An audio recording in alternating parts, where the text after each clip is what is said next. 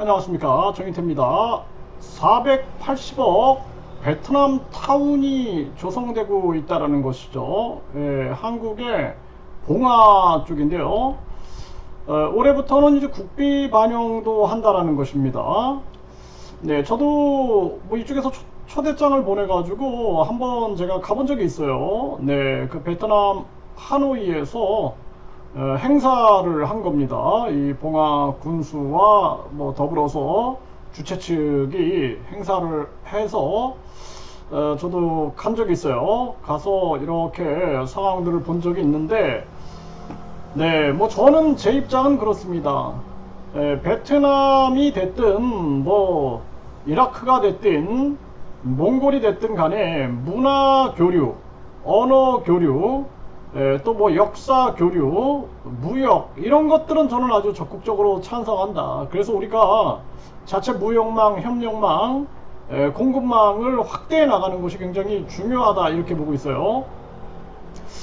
그런데 이 국민 세금을 들여서 베트남 타운을 이렇게 조성한다, 한국 내 베트남 타운을 조성한다, 이런 것이 과연 우리가 안보적으로 봤을 때는 어떨까라는 생각을 안 할 수가 없습니다. 뭐 저는 제가 19년 동안 이 베트남을 오가면서 다양한 활동을 했고, 베트남의 뭐 주석궁 사람들부터 해서 많은 인맥을 가지고 있지만, 그런데 저는 분명한 것은 뭐 제가 이렇게 친하게 지내는 분들이 이 베트남 주석궁에 근무하는 사람들, 또 베트남 이 공산당 간부들, 뭐 이런 사람들도 꽤 있어요. 그런데 절대 정치적인 얘기는 안 합니다. 그냥 인간적으로 만나는 거죠. 인간적으로 그냥 교류하는 것이지 정치적으로는 접근하지 않아요. 그걸 뭐 정치적으로 접근하면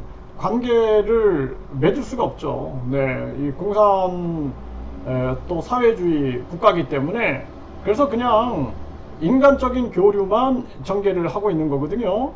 그래서 항상 이제 뭐 아까 말씀드린 것처럼 언어 교류라든지 뭐 교육 교류라든지 무역 교류라든지 뭐 이런 것들은 뭐 얼마든지 우리가 해야 되는데, 한국의 베트남 타운을 만든다, 우리가 차이나타운도 결국에는 나중에는 여러 가지 이제 문제점들이 많이 드러나죠. 그래서 한동안은 뭐 차이나타운을 여기저기 막 만든다 해가지고 반발도 굉장히 많았고 시위도 막 있었고 이런 일이 있는데, 굳이 이렇게 한국에 세금을 들여서 베트남 타운을 만든다, 이것이 장기적으로 우리 저출산 이 국가 대한민국, 그리고 지금 한동훈이 전개하고 있는 이민청, 이런 상황으로 봤을 때는 과연 이것을 우리가 냉철하게 판단해야 되지 않느냐라는 생각을 안 할 수는 없습니다. 모르겠습니다. 뭐 제가 보수적인 사람인지, 뭐 물론 뭐 저도 보수적 경향이 있겠죠. 네, 또 뭐 진보적 경향도 있겠죠. 하지만 제가 항상 우려하는 것은 북한 공산당이나 중국 공산당에 대해서도 안보적인 측면이에요. 얼마든지 무역이라든지 우리가 인간적 교류라든지 이런 것들은 뭐 필요하다. 하지만 우리 이 마음속에 안보에 대한 이 장치는 항상 하고 움직여야 된다라는 생각을 안 할 수가 없어요. 국제사회의 흐름을 보게 되면은 항상 그냥 자기 이익을 위하여 움직이는 것 뿐이죠. 소련과 미국이 냉전을 했지만 2차 세계대전에서는 미국과 소련이 손잡잖아요. 손잡고 결국에는 남한과 북한을 분할 점령하지 않습니까? 그래서 일본을 대항해서 싸울 때는 또 손을 잡고 또 으르렁대고, 그러면서 세계 패권을 나눠 먹게 하고 싸우는 척해서 많은 사람들을 미국과 소련 쪽으로 줄 서게 해가지고 결국에는 가장 이득을 보는 거는 미국과 소련이에요. 그래서 넘버 1, 넘버 2가 싸우면은 넘버 3가 등장하지 못하는 거죠. 이런 논리를 이용해 가지고 자기들이 이익을 보는 거죠. 지금 우리나라도 마찬가지예요. 우리나라도 민주당 국힘이 싸워가지고 넘버 1, 넘버 2가 싸워서 넘버 3를 없애버리고 자기들이 싸우는 척하면서 갈라치기 해가지고 자기들의 권력을 만대 이어 나가고 있는 거죠. 그리고 자기들은 앞에서는 싸우는 척 뒤에서는 이득을 위해서는 서로 어깨 동무하고 손잡고 손에 손잡고 막 노래를 부르는 거죠. 네, 이게 참 안타까운 현실이 아닐 수가 없습니다. 네, 여기 이제 봉화군의 베트남 타운 조성 사업 청신호 내년도 국비를 반영한다. 네, 이 뉴시스에 전하고 있어요.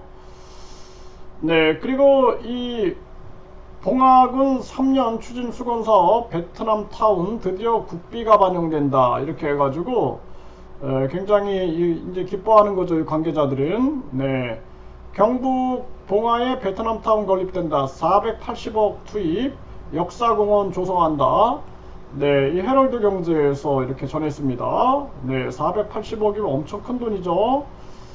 네, 그래서 베트남 왕조 후손이 거주한 봉화군에 베트남 마을을 만든다. 이렇게 얘기를 하고 있는 건데, 베트남 왕조 후손이 거주를 한 그 역사적인 사실, 뭐 이 정도면 충분하지 않을까. 굳이 이걸 타운화 해야 하는가. 480억이라면 엄청 큰 돈인데, 네, 그 지금 이 48억 원을 들여서 정율성 공원을 만든다 그래갖고 이거 논란이 되고 있어요. 정율성은 북한과 중국의 군가를 만든 사람이죠. 군가. 이거 논란이 되고 있어요. 지금 막 싸우고 있죠. 이거 48억인데 또 한쪽에서는 이 포천시가 전에 김일성 별장을 만든다 그랬어요. 그래서 포천시 명성산 중턱에 김일성 별장을 복원하겠다. 여기에 이제 산정호수 인근에 54억 원의 예산을 들여서 소문으로만 존재했던 김일성 별장을 복원하겠다라는 거예요. 이런 거를 했다가 이제 국민들이 아주 반대를 했죠. 네, 반대를 해가지고 결국에는 이제 해프닝으로 끝났는데요. 김일성 별장을 만든다. 이거 우리 국민들이 어떻게 판단할까요? 네, 뿐만 아니라 지금 이 정율성 공원 같은 경우에도 지금 뭐 강기정 광주 시장이 밀어붙이고 있는 거예요. 근데 국민들은 이건 아니다라는 생각을 안 할 수가 없는 거죠. 홍범도 장군 같은 경우에는 달라요. 이 상황하고 다릅니다. 6.25 때 이 군가, 중공군, 또 북한인민군 군가를 만들어 가지고 우리 자유민주주의 대한민국을 쳐내는데 공로를 한 자를 기념하는 이 공원, 이거는 있을 수 없는 일이다. 저는 그렇게 분명하게 입장을 정리하고, 홍범도 장군은 다르죠. 홍범도 장군은 우리가 나라를 잃었을 때 당시에 소련과 중국 그리고 미국은 일본을 대항해서 싸웠어요. 심지어는 일본을 대항해서 중국의 장제스가 있죠. 국민당과 공산당이 국공 합작을 해가지고 일본하고 싸웠습니다. 자기들이 싸우다가 국민당하고 공산당하고 싸우다가도 일본이 쳐들어오니까 우리가 일단은 힘을 합쳐가지고 일본하고 싸우자 이랬어요. 그리고 미국과 소련이 손을 잡고 일본하고 싸웠습니다. 공공의 적이었어요, 당시에 일본은. 그래서 나라 없던 그 시절에 홍범도 장군이나 독립군들이 독립을 쟁취하기 위하여 또 자신들의 뭔가 보호막이 필요한 거죠. 소련 공산당 가입 그 정황을 전체적 상황을 이해하지 못하고 홍범도 흉상을 철거하겠다. 이거는 저는 용납할 수 없다. 그 독립군의 그 공로를 우리는 감사하는 마음을 잊어서는 안 된다. 저는 그렇게 생각을 해요.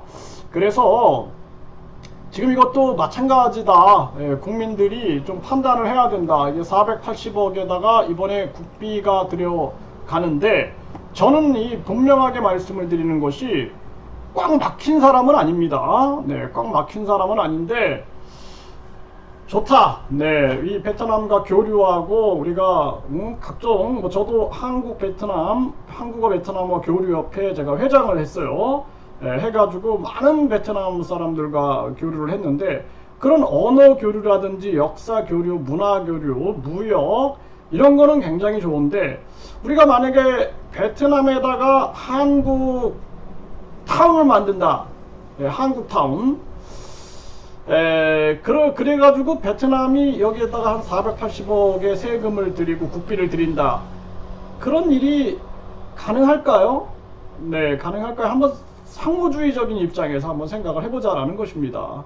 네, 그래서 판단은 국민들이 하시겠지만, 저도 뭐, 이 베트남 타운 조성의 이 관계자분들을 좀 알고 있어요. 그런데 뭐 저도 그냥 이렇게 제 양심의 소리를 지금 내고 있는 겁니다. 얼마든지 역사, 문화, 무역 이 교류는 아주 쌍수 들고 환영을 한다. 하지만 세금을 들여서 베트남 타운, 이것이 이제 앞으로 저출산 국가에서 10년, 20년, 30년 갔을 때 대한민국의 인구는 쪼그라들고 외국인 투표권이 있는 대한민국에서 이것이 과연 대한민국 국익에 도움이 될 것인가?